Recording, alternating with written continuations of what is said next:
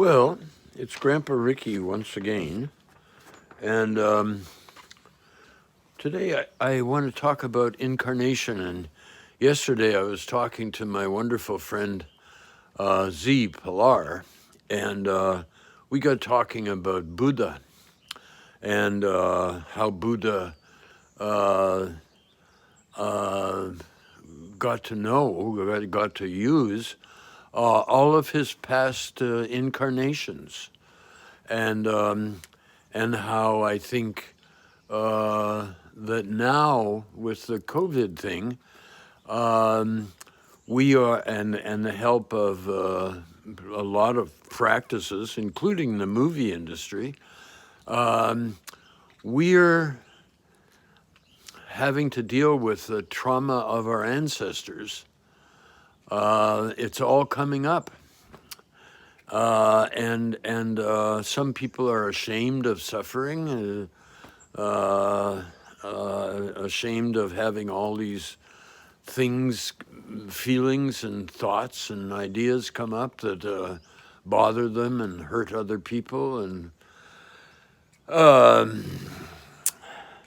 And I believe from my own experiences and the experiences of listening to a lot of other people, and being around a lot of children, when they were showing all these signs of having knowledge or skills coming from their past lives. And I don't know if you've ever had the feeling that you know something, but you don't know how you know it. Or there'll be something like you're steering a sailboat for the first time, and something happens and you automatically do the right thing, which is a very sophisticated thing, but it saves you from the boat from falling over. And I've seen that happen. It happened with my son. And so for years I knew stuff that I didn't know how I knew. And the geometry teacher used to go crazy because he'd give us a geometry problem, and so many times there would be the answer. And he would say, well, how did you get it? And I'd say, I don't know. But that's the answer. That's the formula. And time and time again, that's happened. So I don't know if that's happened to you or not, but enjoy it. We know a lot of stuff we don't know how we know. And you know, the Tibetan Buddhists, they have figured out ways that they can find the next spiritual teacher's incarnation. And here are these little tiny kids, and they're picking up where their last life left off.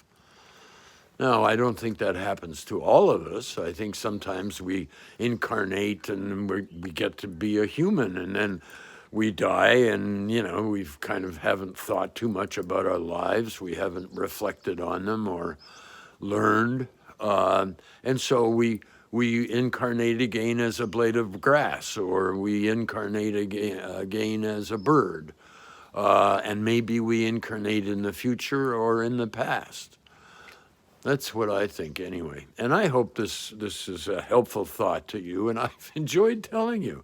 I do these videos, for my own enjoyment and for my granddaughters, and for anybody who can find them useful so they've got an easier life and so they can be more of who they incarnated to be. And, sometimes I've incarnated as a really crazy racist guy. And sometimes I've incarnated as a terrible person, hurting other people. And I'm trying now, before I die, which could be any time now. I'm trying to learn those things so I can come back as a human being and try to be useful again.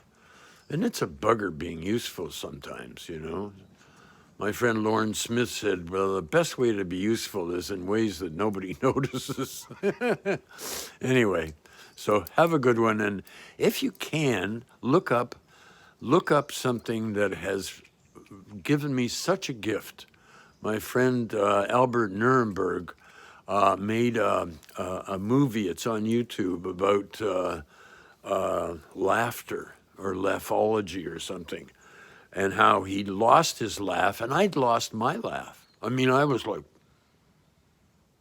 this all the time, and he's helping me refine my laugh.